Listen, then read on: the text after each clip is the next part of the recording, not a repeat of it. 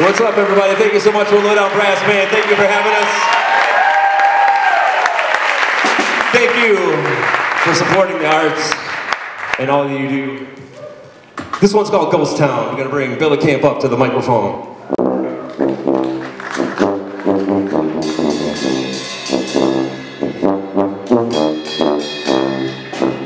Good morning, ready boys?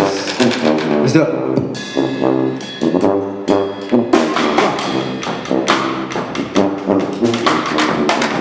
Hey, hey.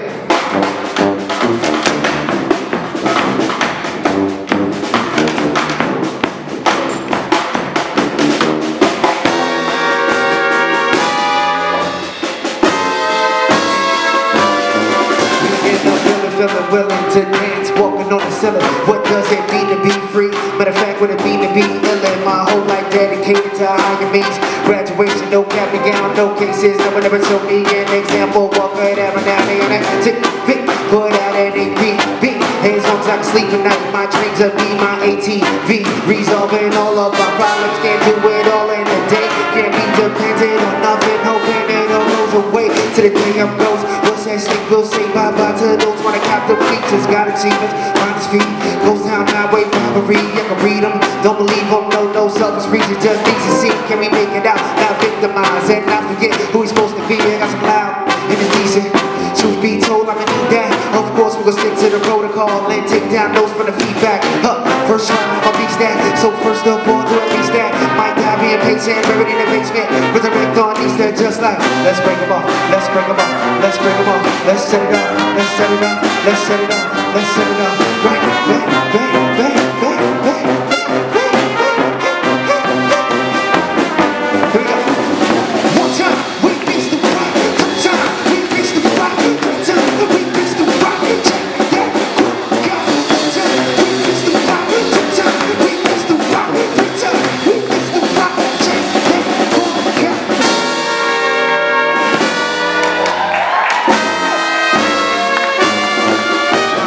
Patient, ain't too patient. My goals to know the information.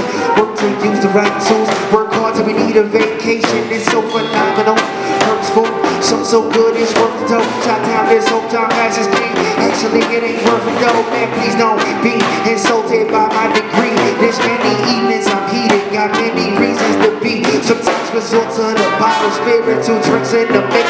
Try not to make it a habit. Hang up, I'm calling it quits. This ain't to boast. Real or fake. Real or fake is different to an unbeliever. Pay the reaper, die properly. A skater, die, got to be freedom. Don't keep on, no souls are meant to be set free, but tied down in a brainstorm when the rain's gone, but ain't overseas. That's why no reason with fools when it comes to achievement. Don't doubt what I'm saying. Like first of all, you gotta say it out loud to believe it. What do I know? Either it's a, but still won't leave her till I find a replacement in a matrix. Resurrect on Easter, just like let's set it up, let's set it up, let's set it up, let's set it up, let's set it up, let's set it up, let's set it up, bang, bang, bang, bang. One time. One time, we fix the rock. Two time, we fix the rock. Three time, we fix the rock. Check that, one time, we fix the rock. Two time, we fix the rock. Three time, we fix the rock. Check that, bring it up.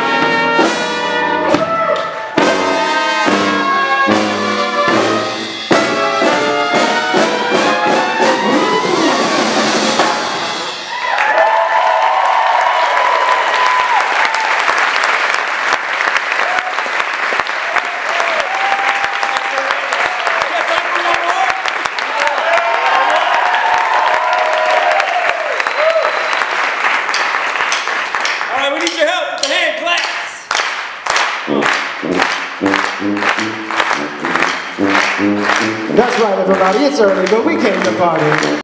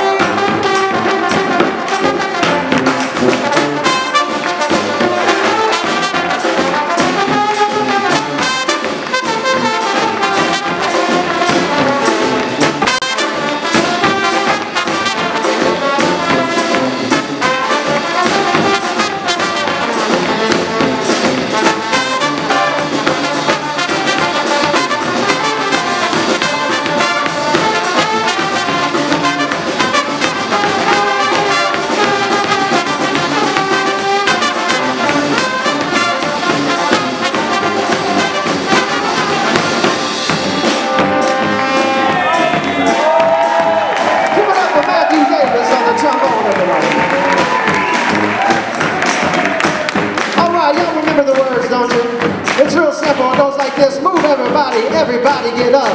It's the LDV about to spank your stuff. You got it? And a one and a two and a 1, 2, 3. Move everybody, everybody get up. It's the LDV about to spank your stuff. Move everybody, everybody get up. It's the LDV about to spank your stuff. Move everybody, everybody get up. It's the LDV about to spank your stuff. Move everybody, everybody get up with a low down praise.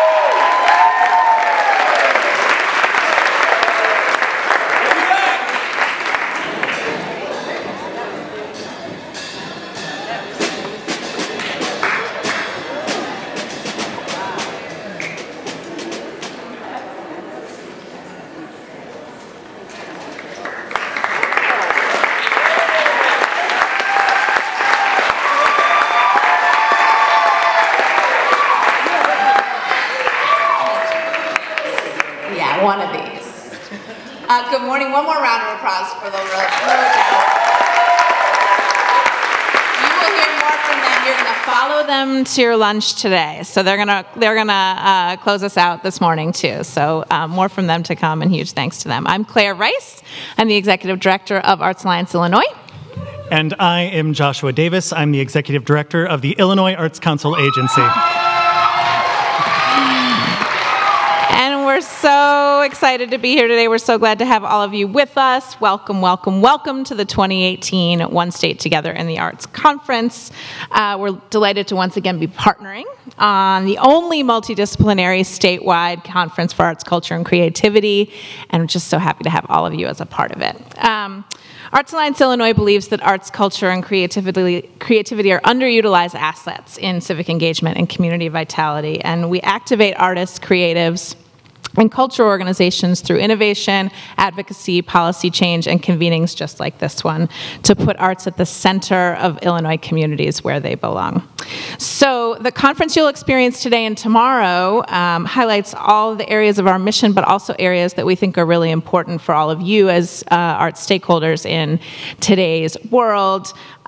Civic engagement, arts education policy and workforce development, cultural equity and access, and many other themes that you'll encounter over the course of the next few days. We hope you'll agree that the sessions, workshops, and programs are some of our strongest ever, and that you'll return to your workplaces refreshed, inspired, and with concrete and relevant ways to reimagine your work or your connection to arts and culture in Illinois.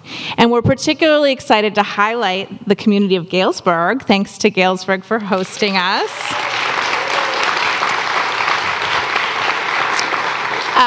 But this is a different kind of conference, as you've probably already imagined this or experienced this morning, right? So we're not just in one spot, we're all over town. It's not that big of a town, so you'll find your way. And we have wayfinding signs and lots of staff and volunteers to help. So just be patient with yourselves and with each other as you're finding your way around the next couple of days. I can't wrap up without a couple of critical thank yous. First, of course, to the Galesburg community for hosting. You'll hear from Mayor Pritchard in a moment, but the phrase "it takes a village" has never meant more than when we were planning this type of event with multiple venues and multiple spaces, multiple panels, etc. So we're so grateful to our venue partners, like this beautiful space that we're in today, the Orpheum, and you'll see other fabulous arts and cultural spaces around town throughout your stay, the Chamber and Convention and Visitors Bureau, the Mayor's Office, our intrepid student volunteers that did all the chalking and the putting up of our logo around town. So really everyone has come together to make this event possible, and we're both so grateful to all of them. I want to thank personally our own Arts Illinois Board and Arts Alliance Illinois Board and staff for supporting this event, especially Zach Wittenberg, who has worked tirelessly to manage all levels of this project. So Zach, wherever you are, thanks to you. And we're, of course, grateful to our sponsors and our financial supporters, especially the National Endowment for the Arts, Blick Art Materials, who has such a strong presence locally here in Galesburg. And finally, I want to thank our major funding and organizational partner, the Illinois Arts Council Agency and its Executive Director, Josh, who've been critical partners as we built and implemented this event, and it just simply wouldn't happen without you. So thanks, Josh. A few words from you. I am going to move this a little bit. Well, thank you, Claire. You've been incredible. And thank you, Zach. I also want to thank my staff that have been absolutely wonderful for this entire experience. Special thank you to Encarnacion Terrell, who worked incredibly hard to make this happen. So, once again, welcome to One State Together in the Arts, the Galesburg XCHANGE. My name is Joshua Davis. I'm the Executive Director of the Arts Council. I've been with the Arts Council for about 10 years, off and on, so I do recognize quite a few faces out there, but there are quite a few that I do not recognize. So I look forward to saying hi to you on the street. Please do stop by and say hi. I'll probably be lost, so if you could help me, I'd really appreciate it. So we have not had a One State Together in the Arts for about 3 years, and it has been an interesting 3 years for the state of Illinois, to say the least. But we are back. We are back here. We are funded, the Arts Council, which is incredibly exciting. And not only are we funded, but for fiscal year 19, we saw a portion of our budget restored. We saw a 30% increase from our fiscal year 18 budget. And it is not lost on me that that is largely in part thanks to the work from a lot of people in this room. So thank you for the phone calls. Thank you for the letters to the legislators. Thank you for just the work that you do and making sure that people understand the importance of the arts and the importance of public funding for the arts, especially. So, yes, thank you. We are going to do our very, very best to honor all of that hard work and make sure that we get all of these dollars into your communities and make sure that we support the great state of Illinois. And speaking of that, we are gearing up for a strategic planning process.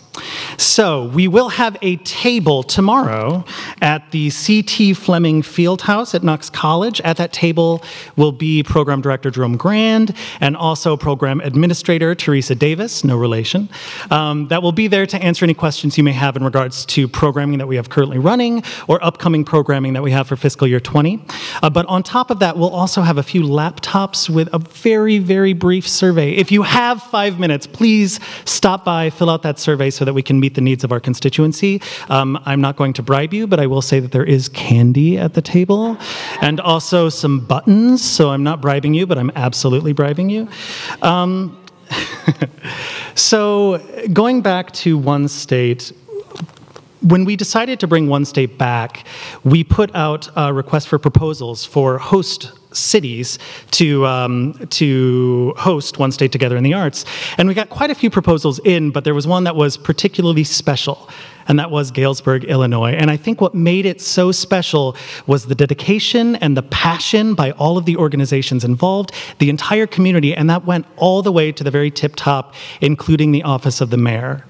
And so it is my honor to introduce to you the mayor of the incredible city of Galesburg, Illinois, Mayor John Pritchard.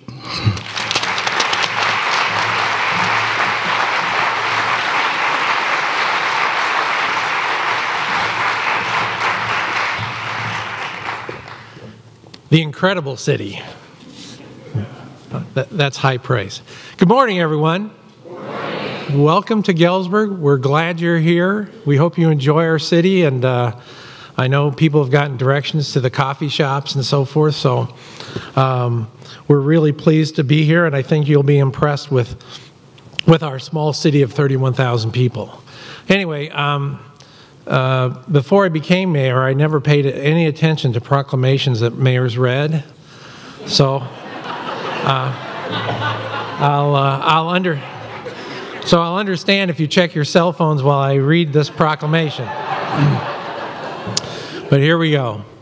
Whereas the arts embody much of the accumulated wisdom, intellect, and imagination of humankind and enhances and enriches the lives of all Americans, and whereas the arts play a unique role in the lives of our families, our communities, and our country, whereas cities and states, through their local and state art agencies and representing thousands of cultural organizations, celebrate the value and importance of culture in the lives of Americans and the health of thriving communities, and whereas the arts affect every aspect of life in America today, including the economy, social problem solving, job creation, education, creativity, and community livability.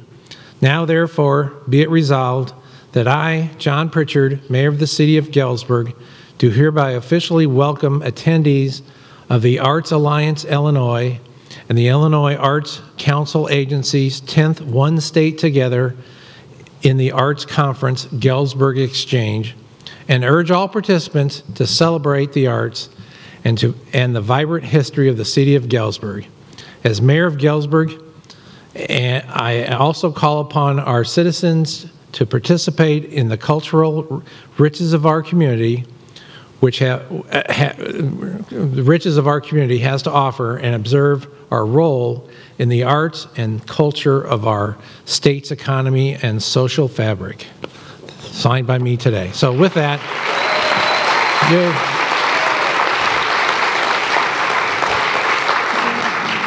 and of course, this is the part where I want to ask all the people in the back row to come sit in the front. I figure you must be the Lutherans back there in the back of the pews. Anyway, so with that, I'd like to introduce Kevin Maynard. Kevin Maynard is the executive director in charge of this beautiful theater here, the Orpheum Theater. And with that, I'll ask Kevin to come out and talk.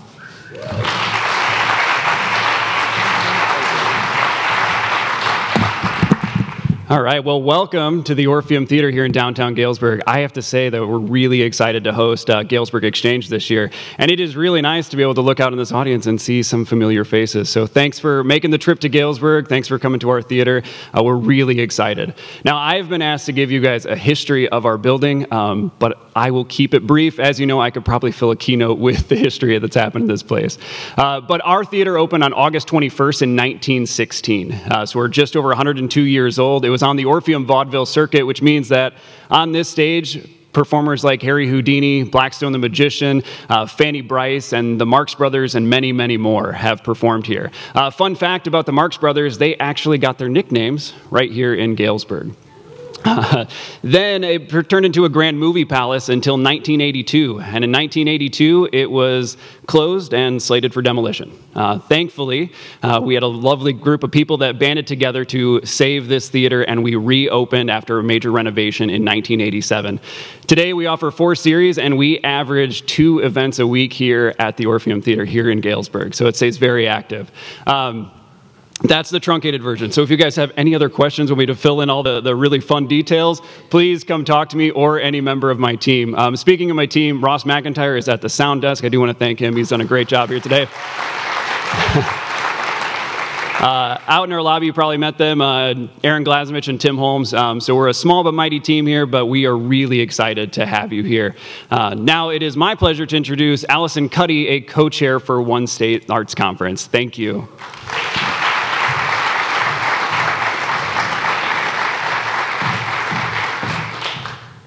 Hello, everybody. How are you? It is great to see so many of you out here this morning. Thank you, Kevin Maynard. One of the pleasures of coming to Galesburg. It's my first time here. How many people are here for the first time? Woo! Isn't it fantastic? This space is gorgeous. The city looks great. I'm really looking forward to spending a couple of days here with all of you. I do want to thank the City of Galesburg and His Honorable John Pritchard for hosting us, for allowing us to have this conference over these few days. I want to thank, of course, Arts Alliance Illinois and Claire Rice and the hardest working man in arts organization, Zach Wittenberg, for putting together this conference and convening us all here. I am a co-chair of the conference, and I want to thank my fellow co-chairs, Michelle Kim and Edra Soto. And the honorary co-chairs, Teresa Amat of Knox College, Joshua Gibb of the Galesburg Community Foundation, Mark Kelly of the Department of Cultural Affairs and Special Events in Chicago, and of course Mayor Pritchard. And I want to thank the LowDown brass band for getting us off to a really great, energetic start this morning. And finally, all of you for coming here, whether you're coming to attend a session or two, or lead one, or lead a workshop, it's just wonderful to see you all together, and I think we'll have some amazing times over the next couple of days. When Claire asked me to co-chair this, I think I said yes before her pitch was even finished, because it does feel like we really need to be one state together in this moment, and to think about the things that connect us beyond our different politics, our histories, our identities. We can come together around our shared passion for arts and culture, and the way in which that can be a space where we can strengthen our communities and even our democracy. And speaking of democracy, we could probably all use a good laugh right about now. And I was struck by how much tension there is on the eve of the midterm election. Probably more interest in this midterm than there have been for a midterm in a long time. You know, it's going to be a record. It's record numbers of voter registrations, record levels of voter suppression. Now's the time to get involved in politics. I was reading an article by Melissa McCarthy, who was bemoaning the state of comedy and saying that comedy right now has lost its purpose. It's become truly reactive, or only reactive, that its job is only to cover the events of the day. And however you feel about that, whether you agree with it or not, it is true that even in Illinois, where we, you know, eat politics for breakfast, lunch, and dinner, it can feel right now, staying on top of the political scene, like drinking water from a fire hose. That said, politics have become an enormously important part of our community, but if laughter is essential to sorting through that, then perhaps we need time to think about a renewed and vigorous practice around laughter and comedy. And so that's how we're going to start out today, thinking about the way in which comedy can be a part of the work we do in the arts. And how that might lead us to do some of the things around our community. James Comey and Ai Weiwei, who couldn't be two different people, you know, the former FBI director and the artist dissident, both came to the Chicago Humanities Festival earlier this year, and they both spoke about the importance of laughter in public life and comedy. Comey citing laughter, or the ability to laugh and make jokes, as one of the key qualities of a good president. And then Ai Weiwei as laughter as a tool for speaking back in a way to repressive or authoritative regimes. If you can laugh, then all hope is not lost. So we'll spend the morning thinking about laughter and comedy, and hopefully starting the conference off with a few good jokes. And I'm very pleased that we brought two brilliant people to help us do that. And I can say that with authority because I worked with both of them when I was at WBEZ. So please join me in giving a very warm welcome to reporter and anchor Susie and comedian, radio host, multimedia impresario, and the Prince of Bronzeville, Brian Baylon.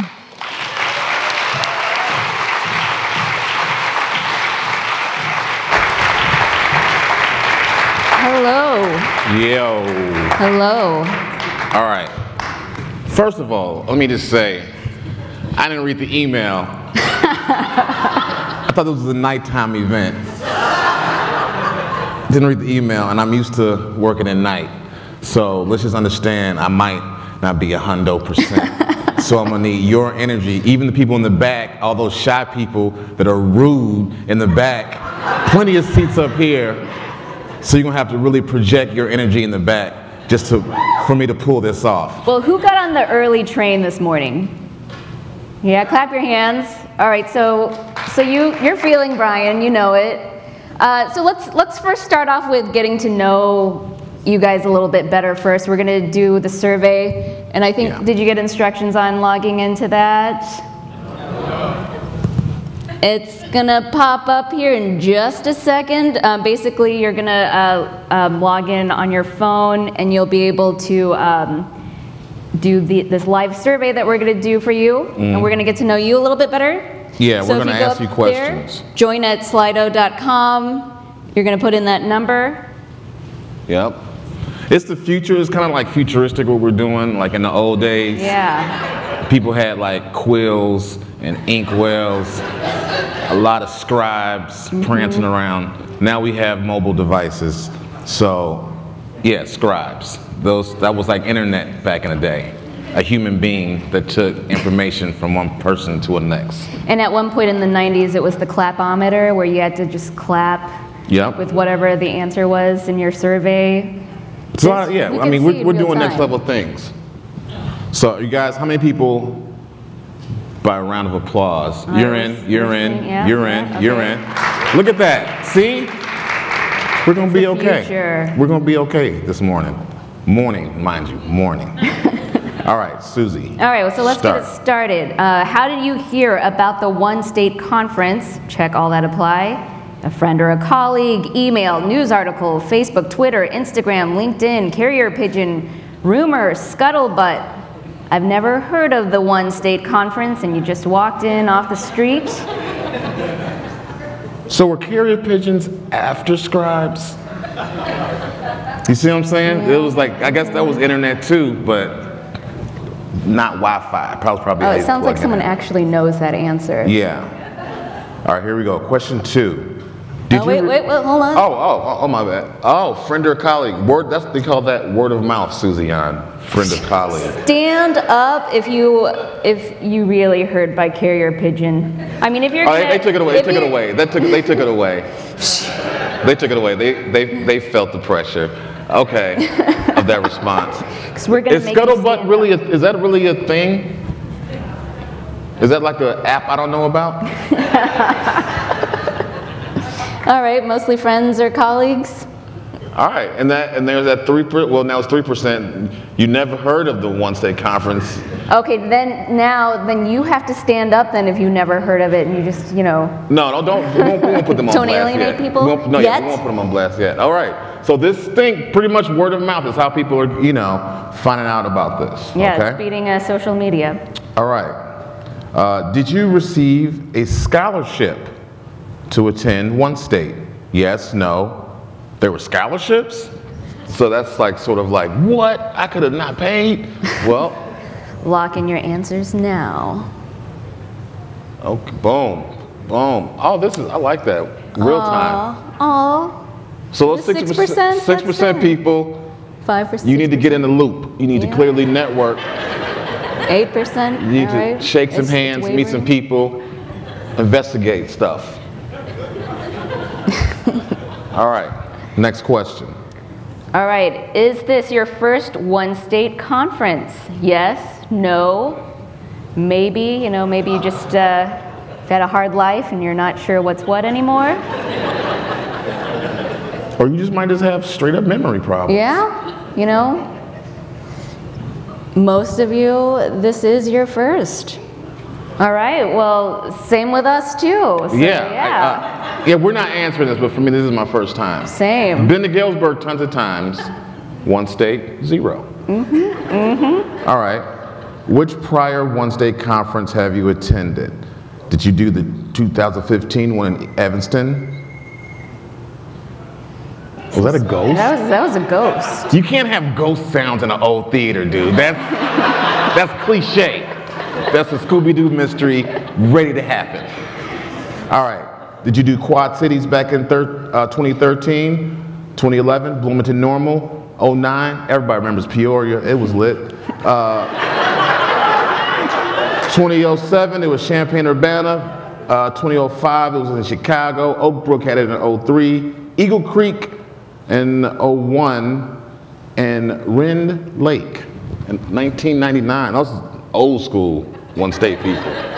All right, most people were in E-Town. Okay. Rend Lake sounds like a fake name. Horror movie.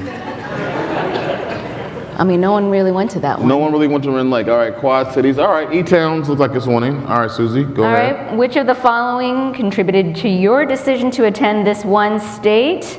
connect with arts professionals from across the state, return to or visit Galesburg for the first time, escape from my office for a few days, yeah, encouragement from a friend or a colleague, registration pricing or discounts, LowDown brass band, Brian Babylon, me, and snacks. I'm gonna not even look at the answer. If this was like one of those game shows, and you have to like feel like, I'm gonna say escape from my office for a few days. All right. I wouldn't want to look because it would feel like a high school election where like you didn't get a lot of votes. No, I mean all right. I think. And I was right about that too. I was right. See, that was some pity votes just now. I need some pity votes to pop up. That was pity votes just now. There we go. I need some Susie love. But the real gist of it is, came here to hang out with other people who are like-minded. Yeah, and connect. Of the artists. Be supportive of each other. Be supportive of each other. Network. For those people who didn't know about the scholarships, get on your network game. Alison Cuddy was here. You know what I'm saying? She's a rock star. Everyone's winning.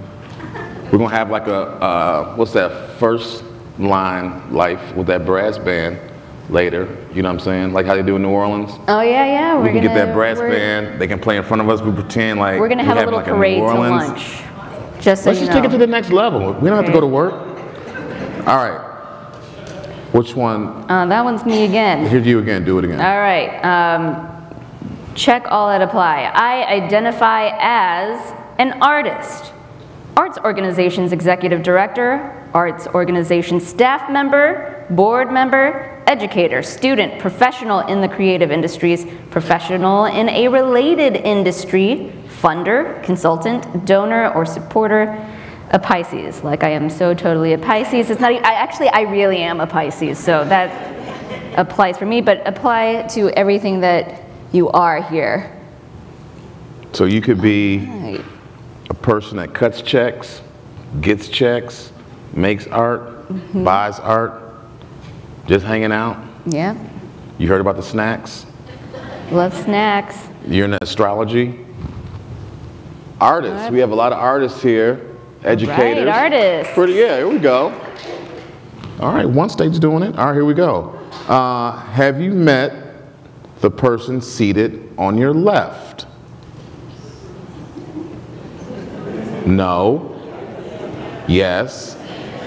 And yes, I forgot their name already. Do you know the person to your left? All right. Oh, it's kind of awkward for the 3% there. Oh. Do you think someone's like sitting there like, oh shit, who is this person? Like, oh man. All right.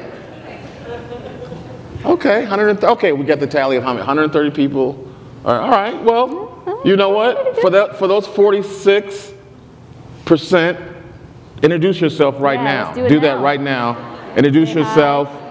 It doesn't even have to be the person on your left. Yeah. It can be the person on your right, too. There you go.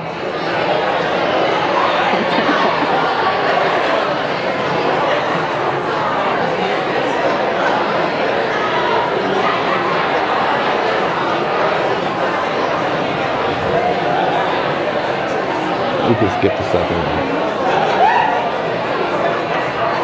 All right. I said introduce, not have a whole chit chat. We're gonna skip that next question because this is what the chit chat. Yeah, that whole chit chat was worth 2 questions. So then they said, do you know the person on the right? So we kind of killed those 2 birds with 1 stone. Bada boom, bada bing. Here's the next one. All right, here we go. What is your work or your organization's focus? Check all that apply. Are you in the literary arts? Are you in theater? Are you in dance? Are you in music? Are you in opera, media arts, visual arts, folk arts, like banjos? Culturally specific or ethnic arts? Are you in multidisciplinary arts, local arts agencies, arts service organizations, funding, humanities, education, or survival? I mean, I think that's everyone, right? That's everyone. Survival. Good times. Like the good times thing. Yep. All right, mostly visual arts. It should be 100% on that last one. Aren't we all surviving in these tough times? I mean, check all that applies. Check all that applies. We got dancers. We got actors. We got teachers. We got people who just do it all. All right. All right, mostly visual arts. All right, how far away from here is home? In another country, in another state, in another city, in another county, in another part of Knox County, in another part of Galesburg, in this part of Galesburg. I live here in the Orpheum Theater, get out of my house. And if you pick that one, this time I'm gonna call you out. No, that was that ghost that made that noise earlier. That was that Let's summon the ghost. Well, we're from Chicago. Yeah. In another city. Another country. Okay. Oh. County. Oh. Well, yeah. Oh, but there is country. There is country. There is country. There's, you know. There is country. 2% in another country. But I mean, like, I'm talking about from another country, like, not like, well, I was born, and I'm talking you came here for this from another country, not, don't Ellis Island me, bro. Oh, see, now that's now they're gone. Like, oh, I thought you meant, like, you know, my origin story. Like, no, we meant. All right. All right, this one is me. How long have you been active in the field? 1 to 3 years, 4 to 6 years, 7 to 10 years, 11 to 15, 16 to 20, more than 20 years. Susie, how long have you been active in the field? I mean, if we're talking comedy, only like less than 2 years. But arts and media? Arts and media, I mean, I'd like to think my whole life. Boom. What about you, Brian Babylon? Oh, I'm a day walker, so 300 years? Yeah. Brian's a vampire. Yeah. All right, we've got more than 20 years for the top one, but you know, it's kind of all over the place. We got some only lifers. They call those lifers if you were from 27%. If you were from Boston or the Northeast. He's a lifer. Lifer. Yeah. Okay. And next, how large is your organization's budget? Ooh, this is gonna, all right, less than 25,000, 25 to 249, $500,000 to 999, 1 million to 2.49 million, 2.5 million to 6.9. This is gonna get ridiculous here. 7 million to 11.9, 12 to 17.9. 18 to 24.9 million, 25 million to 34.9, and 35 to 49.9 million. More than 50 million. You're gonna Jeff Bezos, where are you? Here. Let's see what we've got. All right, looks like a decent showing for the mid-range. I mean, you know, for a nonprofit, that seems just about right. $1. Woo.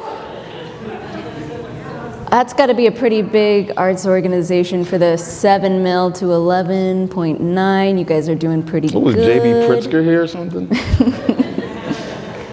Okay. All right. So people who can write a check, somebody in here can write a check clearly with that one. Yeah. We'll meet up at lunch, you know what I'm saying? let's do some grant talk. I don't know how you guys talk. Grants, I don't know. Let's work it out. All right. What is your geographical reach? Check all that apply. Are you county-wide? I'm not going to say countrywide. Are you county-wide, regional, rural, campus, urban, suburban, or exurban? I don't know what the hell that means. Interurban. Interurban. What is that? That's when you drink bourbon. Yeah, it's like just drinking bourbon, yeah. Non-urban, arm's length, spitting distance, which is illegal, and stone's throw. What is your reach of what you do within the arts, business, regional, urban, rural? That's the people who do on farmersonly.com. Yeah. I want a girlfriend for me. FarmersOnly.com. Yeah. All right. Regional. Last one, Susie. All right, here we go. Today, I feel, on a scale of 1 to 10, 1 being not at all, and 10 absolutely, doesn't really go with the actual survey so much. Okay, so here's what we got. Ready for the conference, energized and inspired, connected to our statewide arts community, ready for more questions, sort of confused and terrified. I mean, all right, yeah. Yeah, okay, Ready for the conference. Go with the stars. We've got something different on the prompts, but they work together. Yeah. Look at these. Well, the people who are terrified. There are no terrified people. That's good. That's good. You probably just need to get a Zanny up in you, and then you'll be good for that. I mean, people are feeling great. Look at this. Yeah. People are at 10. All right. All right, so we got to know a little bit about you, and most of us are feeling pretty good. Mm-hmm. All right. So what do you think we should do next, Brian? So this is what we're going to do. Once again, I thought this was an evening event because I thought comedy made sense at night. But fuck it, we're going to do comedy with the sun out. And, talk about comedy and the arts and everything in between. So I felt, you were my young Jedi in comedy, and we're going to start this off with the comedy bit from both of us, right, to warm things up, and then we'll come back and we'll have a conversation. Is you guys cool with that? All right, just to set things up. All right. So what we'll do is, just to get the energy correct, because once again, it's daytime, I'm going to bring Susie on stage as if we were at the Orpheum Theater for our comedy Netflix taping, and you guys, there's a little role play, just bear with us, and then you guys will enjoy our comedy set, and then I'll do it, and then we'll come back and talk. All right, okay? I'll sneak off then. I'll sneak off. Whoops. All right. Hey, Galesburg, how you feeling? Make some noise. My man Reggie Pond is in the building. Hey, I'm Brian Babylon. I'm going to start the comedy off. I'm going to bring out our opening act. She's very funny, one of my favorite people in the world. Start clapping right now for my homegirl, Miss Susie. On, everybody. Give it up for Susie. Oh. All right, it's great to be here with everyone tonight. I'm just gonna just say it. I'm into the Me Too movement. I know that's might be a brave thing for me to say, especially with this audience. Yeah, I feel like it's really empowered me, and I'm feeling more aware and supportive of other women and girls. So like the other day, I was at a Starbucks, and I got in line behind some high school girls. And I don't know about you, but high school girls scare me. I'm pretty sure they're all mean girls who just compliment my shoes, but as a joke. So I got in line behind these girls, and I was just trying to stay still and quiet as possible so they wouldn't sense the fear. But then I see this guy off to the side, and he's just, pretending not to take pictures of them, but he was totally taking pictures of these girls, just like, I'm texting, but really taking pictures. And the girls are sensing it too, and they're like, oh, stop it. I'm like, I can't let this happen. This isn't right. And I remember hearing, someone saying, like, if you see something unsavory happening out in public, the best thing to do is to, loudly call attention to it, shame the person into stopping whatever they're doing. So I'm like, all right, I'm gonna do this. I jump out of line and I get between the girls and the guy, and I'm like, hey, do you know this guy? I don't know why I directed so much anger towards the girls. I think it's years of just socialized victim blaming. I would say don't do that. Definitely don't do that. At this point, the guy stopped taking pictures, and everyone at Starbucks is looking at us. And the girls turn to me and they say, yeah, that's our teacher. Cool, cool. I'm just, oh, am I at a Starbucks? I'm just gonna go move across the country now, so. It was pretty embarrassing, but then I realized, you know, it totally freaked me out when I was in high school and I would see any of my teachers outside of school. Like, Mr. Hodgins, what are you doing at the grocery store wearing shorts? And to be fair, it's, you know, it was a totally appropriate length for a middle-aged man. Nothing inappropriate happening. And it's not like he wanted to stick around talking to me either, you know? He didn't pull out a camera and start taking my picture either, because that would be very weird. So I'm glad I did what I did, because next time this guy reaches for his camera to open it up and do some more unsavory acts, he'll remember how that woman embarrassed herself in front of everyone at Starbucks. And he'll think to himself, I'm too sad to be a pedophile today. Hashtag me too. It works, maybe. I don't know. I'm just glad that when they came up with Twitter, they went with hashtag instead of pound. Just really undercut the whole Me Too movement. Speaking of Pound Me Too, it's been more than 15 years since I went to my senior prom. Anyone else here go to their senior proms? All right. So just shout it out. What was your prom theme? Under the Sea, Casino, Stairway to Heaven. That's an odd one for 2001 Space Odyssey. You went to an art school, it sounds like. Well, my prom theme was A Touch of the Orient. Yeah. I went to a mostly white high school in Alabama where, you know, the prom committee just didn't think this theme would be problematic in any way. This is why diversity matters. The worst part was the snacks at prom. It was just a big pile of fortune cookies. Which is the worst snack, because you have to individually unwrap them, you know, be disappointed in your future. And they're just not tasty, you know? It really sucks the fun out of being a sad girl at the snack table all night.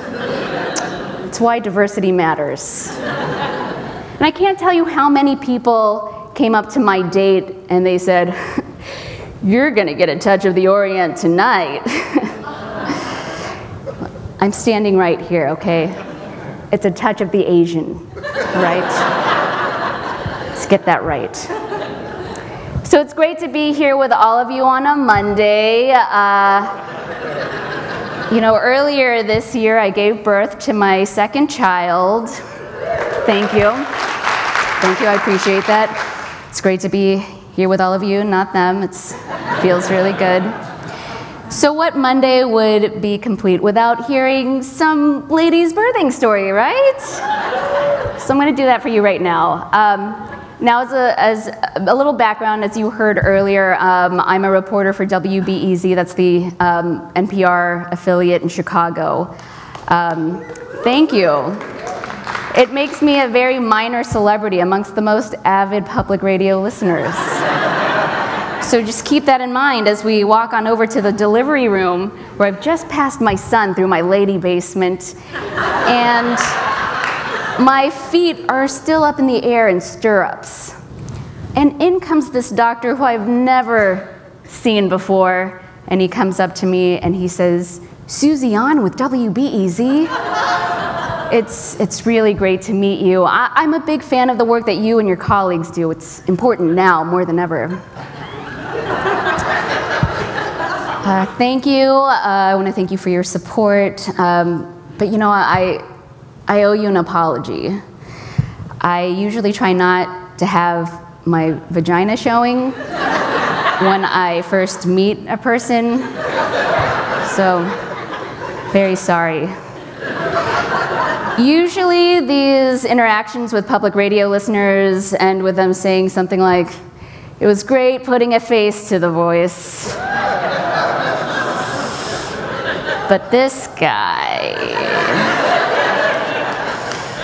oh, the next time this guy hears my voice on the radio, the face he's gonna see is Heath Ledger's version of the Joker, only with more blood and goo. Thank you, thank you. All right, let's just keep this going. Next up is my most famous friend. He's a funny guy with a fresh new haircut and a fresh new comedy album. Give it up for Brian Babylon.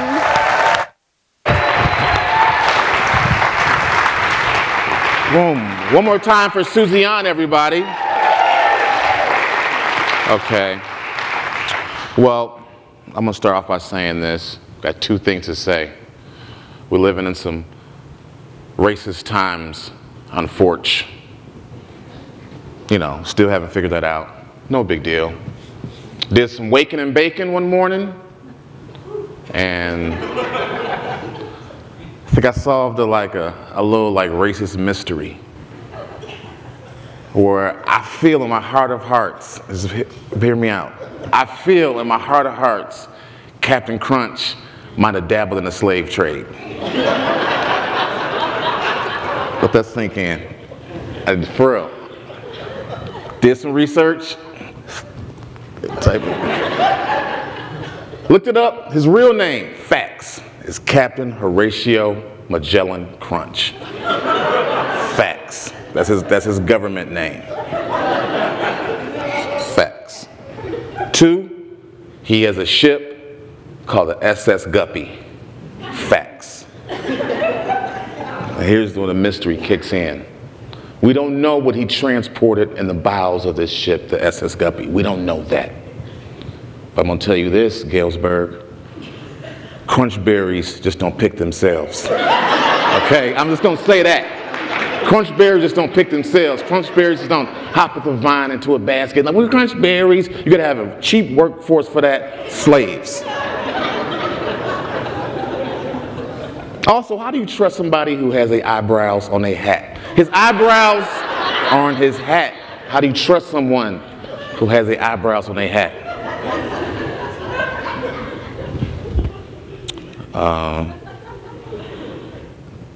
I got dumped, I don't know, what, 4 years ago? Still talking about it.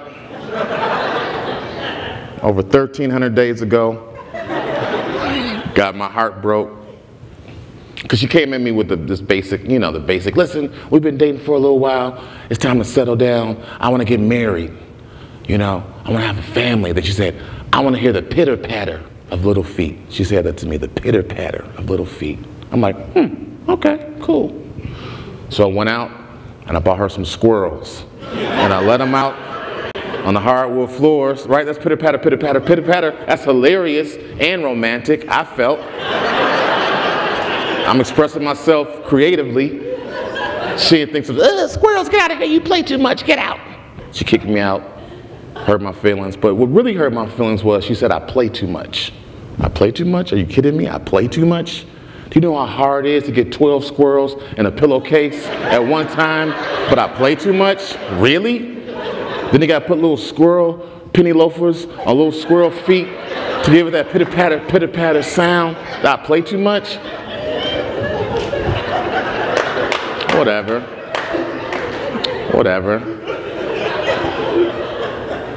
I was sad. Had a pity party for myself. Because you gotta hit rock bottom before you rise like a fiery phoenix. You gotta take one on the chin. So I had a pity party. I was in Chicago in the summertime. It was a heat wave. It was hot as hell in Chicago. I was in my house sad, alone. Wasn't sad enough, so I turned the AC off to be more pathetic, to be more sad. I'm sad, I'm gonna sweat it out. Sad. On Facebook, looking at pictures of us from happier times, smoking cigarettes. Wasn't sad enough. So I started watching animal cruelty PSAs to get more sad. That didn't work. What happened, and this is where I hit rock bottom, is when I had fruit flies talking smack to me in my face. And that's how you know you hit rock bottom, when you have fruit flies in your face, right? Because fruit flies are the worst insect in the insect kingdom. They don't sting, they don't pollinate, they just fly in an erratic flight pattern in your face and say very hurtful things about how you're a loser and why your girlfriend dumped you. I'm like, get up my face, fruit fly, you don't know me. And I'm in my house alone, screaming at fruit flies, cursing at fruit flies. Rock bottom. Because the fruit fly wasn't the problem, I was the problem. I'm gonna tell you why. Because during my pity party, I was sad, so I ordered myself an edible arrangement and I sent it to my house. It was a Groupon. I got 2 fruit bouquets sent to my house. I was eating pineapple tulips, sad. And then I left that on my desk and went out of town for the weekend, came back to a fruit fly infestation. Boom. That is why I was the loser. Okay, it wasn't it was me. All right, I'm gonna say one more funny thing. I don't know what it is. Oh, all right, here we go. Here's another bit I was doing. I was talking about how things are racist and stuff. And I was like, you know, people thought racism was over in this country when we had a black president. Oh, it's over, we got a black president, surely racism is over. It's like, bup, bup, bup, bup, bup, bup. That's not the indicator, is if we have a black president. Nope. The indicator is when white people will accept a black man as a wizard. That's when you know racism. When white people accept as a black man as a wizard, I mean not a Disney voodoo king or witch doctor, I mean a real wizard with a robe, and that robe has vagina sleeves, and you casting spells. Facts. So one of my friends told me about that dating app Tinders. I'm on that. I know it's, I heard that I know it's Tinder, young person. But I'm older, so I put S's on things for no reason. That's what old people do. Like, you know, like Tinders, Kenny Chesney's, Handmaid's Tales. That's what we do, old people. So I'm on Tinders, and I like to get my Tinders on in private. Because when you're in public on Tinders, people judge your swipes. You know, they're real judgy when you're on Tinders. So I was at the O'Hare Airport, prime time for some Tinders, pre-flight, at the gate, swiping left, swiping right. And there was a lady sitting next to me, and she was like, looking at my Tinders, and she was being real sneaky, and she was doing it horribly because she was fake reading the Reader's Digest, which is like the iPad of the past, and she was looking at my Tinders. So I swiped left, not interested, and all of a sudden I hear in the background, she's like, who the hell do you think you are? I'm like, what? Who are you? Where did you even come from? So that's why I got a new way to get a seat next to me empty at the airport or in public, or if you want some elbow room, I'll share this with you, Galesburg. This is how you get a seat next to you empty. All you need is one simple ingredient. That ingredient is random crumbs. Sprinkle some random crumbs on a seat next to you and watch what happens. People don't mess with random crumbs, I swear to you. Somebody said, what the hell is that? Those crumbs look random as hell. No, wow. Is that a rat picnic? It was sort of like I was a black wizard, like Cebidos Vamonos, poof. That's my jokes. Give it up for me and Susie, where you at? Now we're warmed up.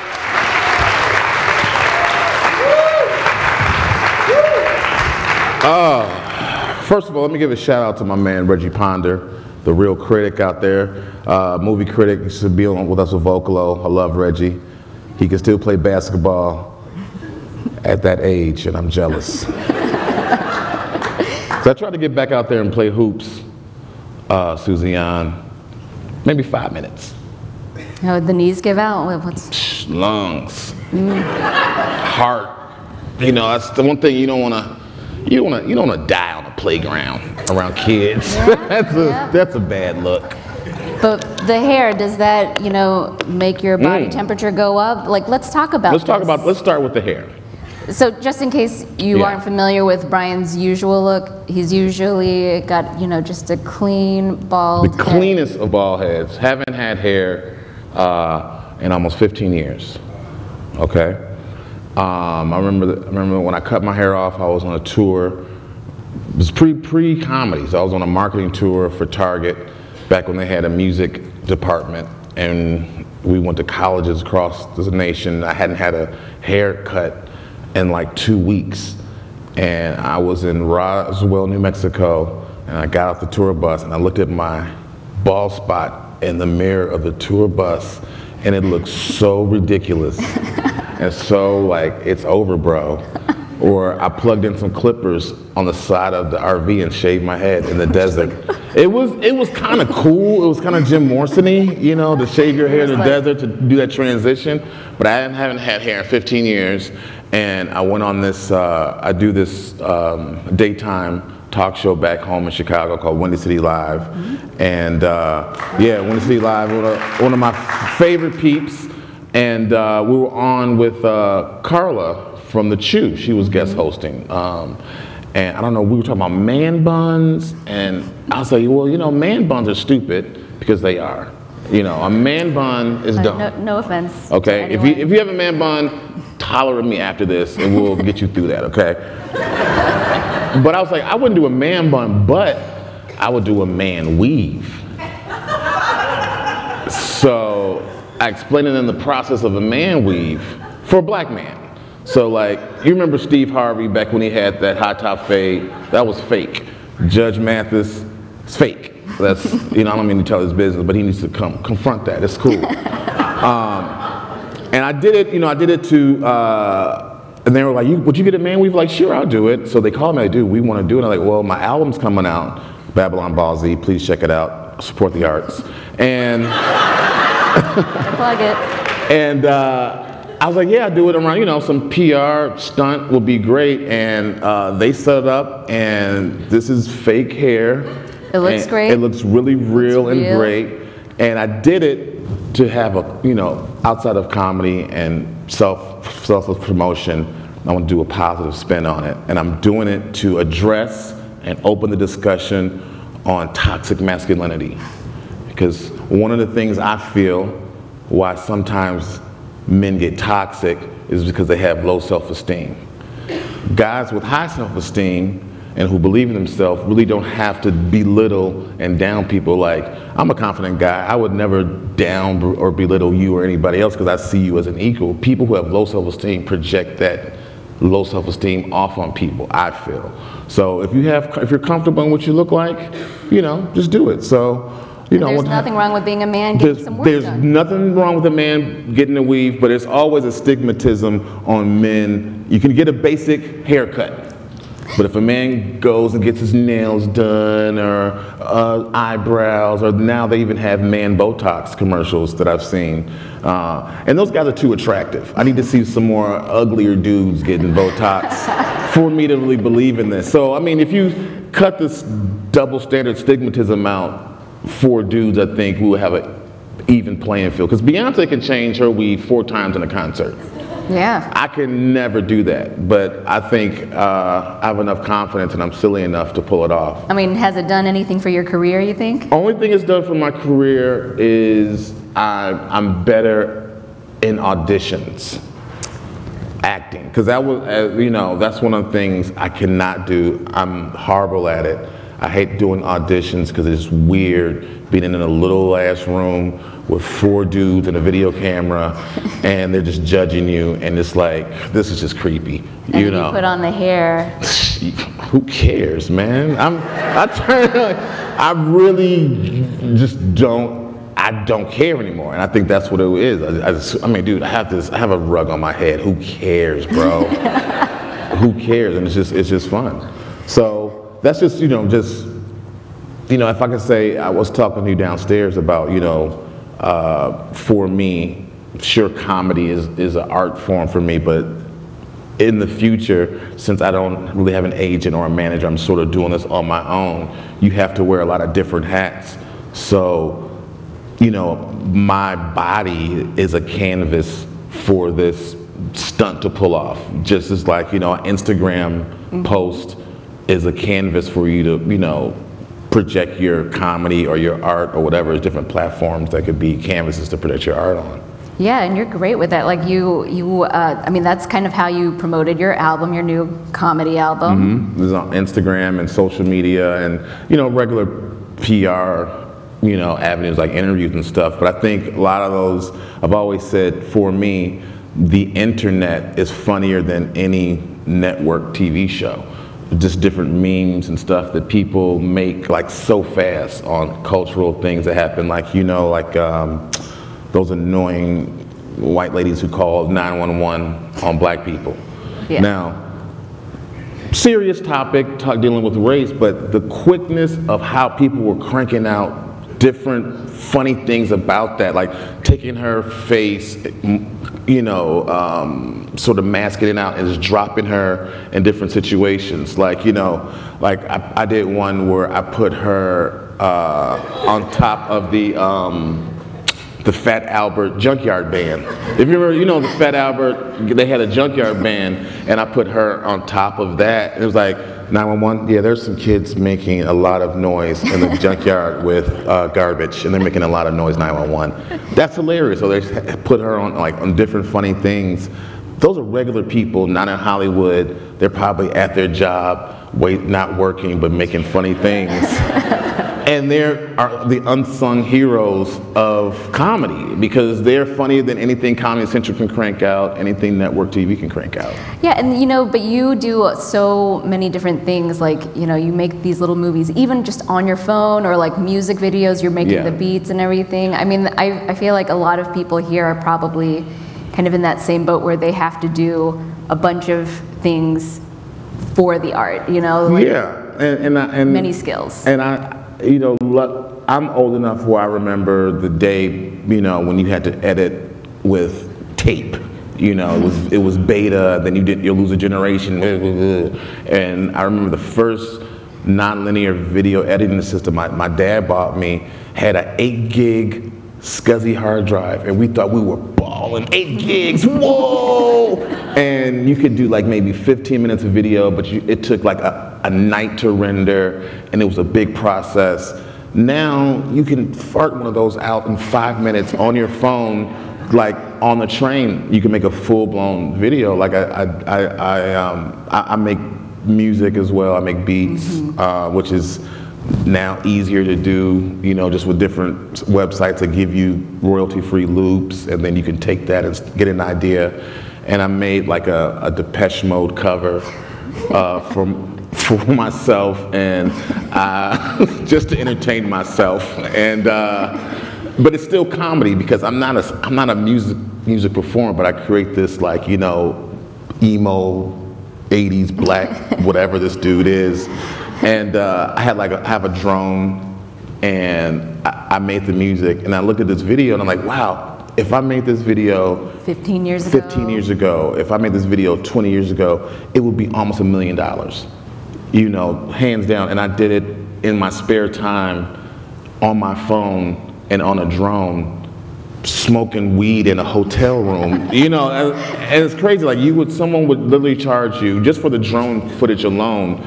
You would need a helicopter gas, 3 white men, a camera. You know what I'm saying? That's cash money, you know. And then it would cost money to edit it. You have to send it to an editor, and then the graphics person will have to come. You're literally doing this on your phone. And I say, like your son, you know, he's gonna be just thinking things, and it's probably just going to happen. They're going to have some nanotechnology that has hooked up to like 3D printers, and then you just so it's ways to, you know, use different art to promote my art. You know, I'm still a comedian. I still am a content creator, because at the end of the day, everyone here is a content creator, even if it's just music or if it's just still images or, you know, for yourself. Like Susie, people don't know this, we worked together at WBEZ, and she was just like, had the stand-up comedy bug, but just wouldn't do it. I said, listen, Susie, I'll be your Mr. Miyagi.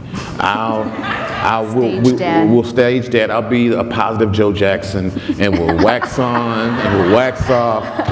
And for you, if you just tell them about it, for you starting stand-up from a different point of view, because for me, you know, I had the freedom to kind of do whatever I wanted to do, but you being a reporter, you still you can't be as Brian Babylon. You still have to, you know, write that line. How's it work for you? I mean, definitely have parameters as a reporter. You know, you can't do anything political or too political.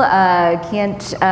When you say political, is it like Democrats and Republicans, or just things are in the political realm? You know, I mean, I'll be honest, it's a bit of a gray area for sure. You can't do anything, you know, partisan. Democrat, Republicans can't do any of that. But there are gray areas. So like, you know, talking about the Me Too movement that could be considered a gray area political topic. But, you know, I feel like as a woman, then I should be able to speak about that. So there's definitely some gray areas. I mean, there was like, someone invited me to perform at a fundraiser for someone running for office, and I couldn't do that because I'm a reporter, so that's something I definitely can't do. Even with some of my friends who are reporters and they're musicians, they were invited to do a fundraiser for Planned Parenthood. That's also something they couldn't do. So, you know, I have to work. But everyone needs mammograms, right? Yeah. Everyone needs mammograms. Yeah. I don't understand that. I had a mammogram bit. A lot of mammogram bit? Because it was like, I didn't realize how horrible they were and painful they were and how smushy they were. And I'm like, out of all the things gadgets that we have figured out, no one has checked back on that mammogram machine? No one has put a little more brain power on that? I mean, I feel like it's that and colonoscopies. I'm scared of getting old. I'm hoping by that time they've got all of that figured out and it's less invasive. I'm scared. I'm scared about the healthcare of our nation. Well, we were talking about on the ride, we drove up together and we were talking about on the ride up, you know, we talked about politics and we talked about the environment we live in. It's real this or that. You know, when you watch MSNBC, it's sort of like a bizarro world of Fox. You know, sort of like the polar opposites. And I was telling Susie that I just, you know, during my little transformation, I had to grow my hair out and I wore a hat on tour. And I was on tour with Hannibal Buress. And it was one of my close friends. And he has the star power to go wherever he wants to in the nation. And people will come out and sell out shows. And we did pretty much a red state run. And you were like, ooh. Yeah, let's hear about I that. understand how that probably sounds, but it was the best time that I had because it was from Oklahoma to Oklahoma City, Tulsa, Arkansas, all through Texas, and Missouri. Every place was pretty much sold out, and it was people there, and I think that this nation needs people like us to sort of bring those two people together, because technically people came together for the arts. People came together for the jokes. I didn't change my set. He didn't change his set. It was regular people that you would think, oh, they must be, you know, tiki torch, red shirt, khaki wearing. That's a Target employee. That's a Target employee or Donald Trump wannabe, and it's weird. And I felt like at the end of the day, those people had the best time. I think those people get a bad rap, and I feel like that's the reason people are lashing out. It's because they get pushed into that everyone's racist bit or everyone's a Trump bigot. We're like, dude, why can I just live my life? But were there any jokes from everyone who was on tour? Were there any jokes that didn't play in some of those states? No. Every joke I did worked killer style. But do you think that maybe because they, people bought tickets for the show, they knew and the they lineup. knew, and I understand that. And I understand that they knew what they were coming into. They know, like, sure, clearly Hannah was going to bring this kind of flavor. But I'm saying a lot of people thought, did people show up? And that's what I'm saying. Like, of course they showed up. It's not like 100% NASCAR, Mountain Dew, gun-toting weirdos. And even if you are a NASCAR gun-toting weirdo, you still can like Hannibal Buress or Brian Babylon or Susie, you still get it. Like I don't hold back. I call people out on what they are, and people agreed on it. And they're not they appreciated it because you don't pander to them. And I think a lot of times what happens is people pander to a certain side and give people a little bit of what they want too much and spoon feed them, where if you just are more real with people, they respect you more. Now, did you have the opportunity to talk to, some of the people, either the audience or like maybe when you guys were out on the road, talk to people in those states? Afterwards, you always a tour life, you always end up somewhere where in those smaller markets. It's not like Chicago where you end a show and it's the whole city to deal with. It's probably 2 or 3 cool places in San Antonio or Dallas or Tulsa that you hang out at and people went to that show. And they're just regular, nice people who probably still think abortion's wrong. And they're, that's just how I feel, but I'm still a nice person. And I feel like I'm not gonna judge you. Like my mom thinks abortion's wrong, but she's not gonna like protest, or she's gonna support you, whatever decision you make. And I think that's where a lot of people are, but they just are, the media forces people on 2 different sides. And it takes people like us, artists, who can see the good on both to come together and make something nice for everyone to get into. And in my humble man-weave opinion. Just want to put out a disclaimer. Yeah. As a member of the media, I really try not to divide people. Just want to throw that out there. No, and I will say this. I got in so many arguments over that Kanye thing. I don't care how you feel about Kanye. Well, let's do the backdrop really quick. This is the Kanye trip to the White House. Kanye trip to the White House, and I'm gonna explain. I don't know if a lot of people know or the ins and outs, but what Kanye was trying to do in the very beginning was to do this Trump stunt, drop this song with T.I. where him and T.I. are going back, doing political raps, and people were starting a discussion. He manically took that off rail, and the media got involved, and he just spun out of control. My problem was people were so mad at Kanye for going to the White House, but at the end of the day, he was talking about, jail reform and some serious topics on top of being a clown and doing what he is. And I've known that dude forever. He's been that way from the jump, okay? I was upset that CNN, MSNBC, Fox, everyone else ran that like it was fucking news. It ain't news that Kanye West went to the White House. What's news is the lobbyists that come to the White House and sell us out, those farm companies or the bank regulators to come to the White House. They don't cover that. They don't break news to cover that. They keep that quiet. And I was mad that everyone was mad at Kanye. It's like, dude, why aren't you mad at the media for pushing this off on us like it's news? It's not like Kanye's gonna go in and a law's gonna be enacted. He's gonna go in, do a stunt, and he's gonna be on something else. And I appreciate you guys at Public Radio and WBEZ and NPR where they covered that, but they talked about the real news story behind that. And I think everyone in here is media savvy enough to not get caught up in dumb shit like that. I'm sorry to swear early, but that's something that I feel passionately about. Well, thank you. Yeah, I mean, I'm just saying that that's not news. Well, I mean, just to wrap it up here for us, we're talking about the arts, we're talking about promoting the arts, and I mean, as a comedian, and as artists, it's hard. It can be hard to get people supportive of that. Where do you see arts, your comedy going where it's relevant for people who might not be so in tune to arts and comedy?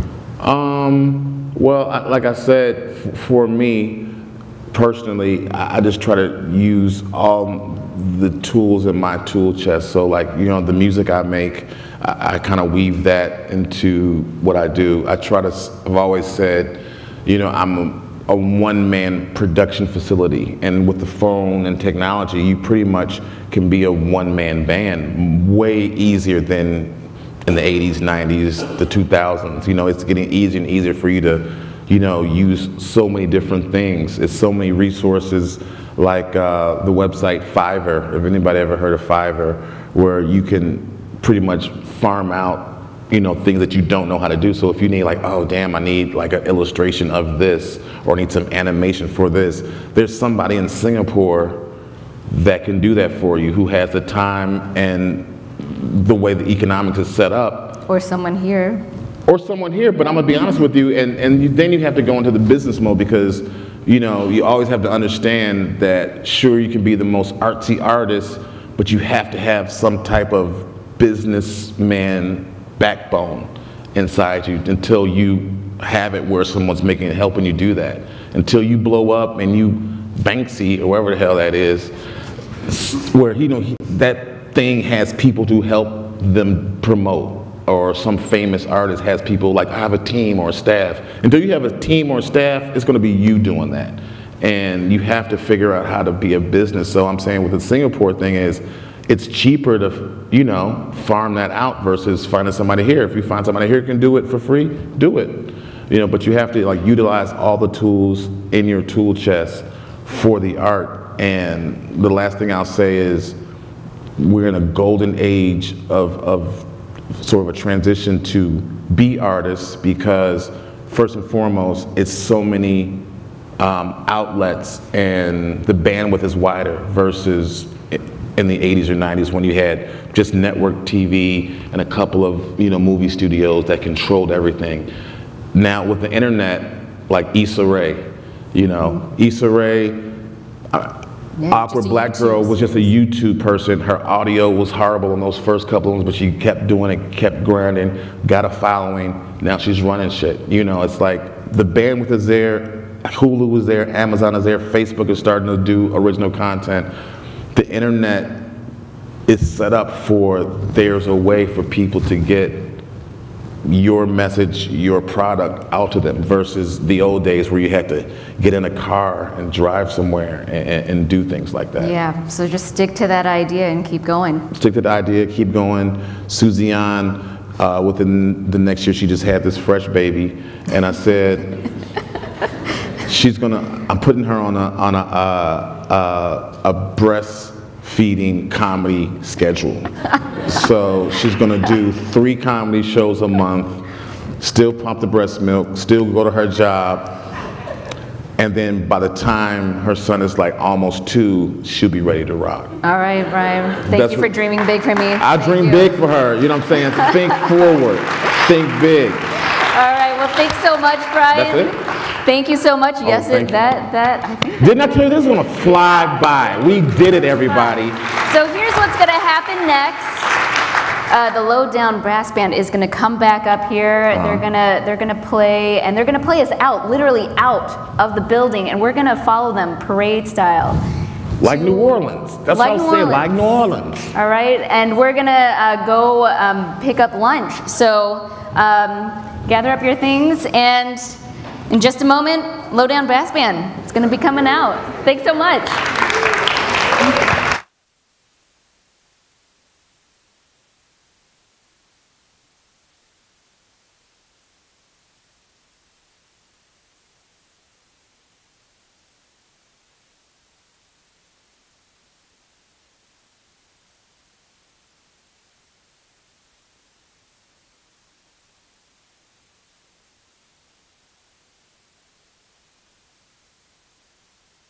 I got that in some more.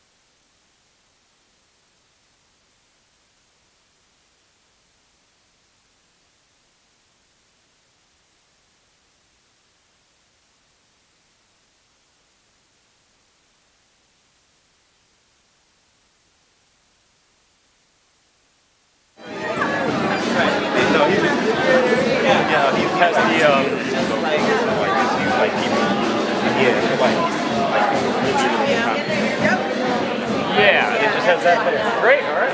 Yes, let me confirm.